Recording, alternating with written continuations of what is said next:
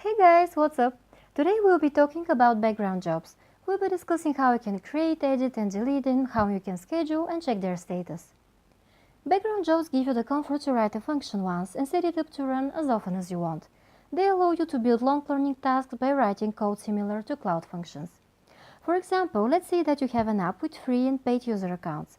The second group will obviously have access to more features and you'll want to make regular checks if a user has an active paid account. Of course, it will be hard to do this check every couple of hours, so a background job will save your time and efforts in this specific scenario. You can write a simple function that checks twice a day all the users, and if they have inactive payment, their plan changes to free. You do it once, then you schedule it, and you update it anytime you want to change its functionality.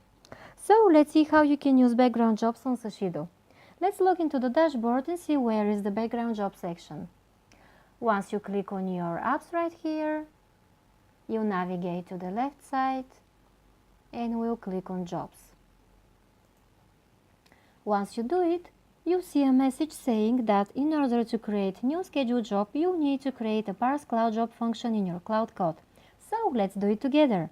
We'll go to our GitHub repository, more specifically in the cloud folder, and we'll open the functions.js file. Right now, as you can see, we have a default cloud function.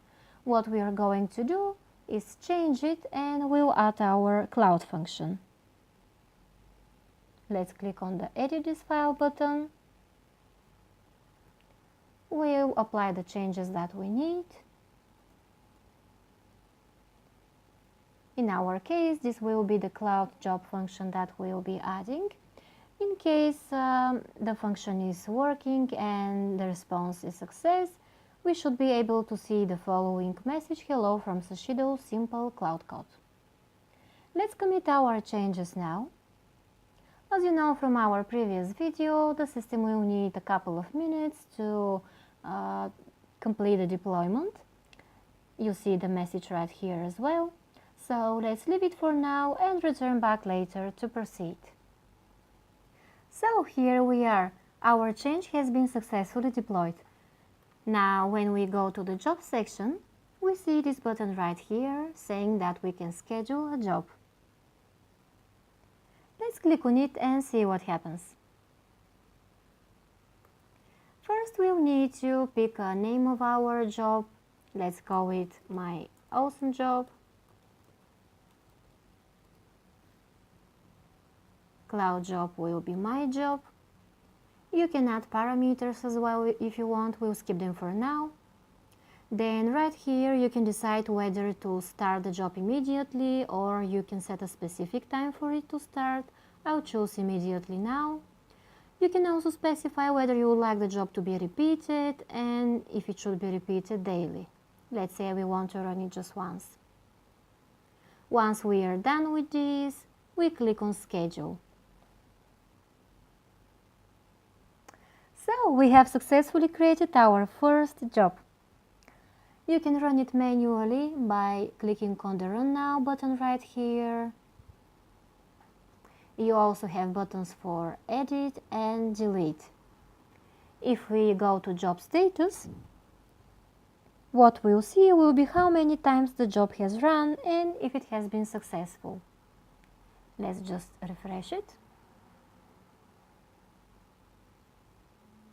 So, as we can see, our job has run 2 times already and we see the message as well as the status, which in our case is successful.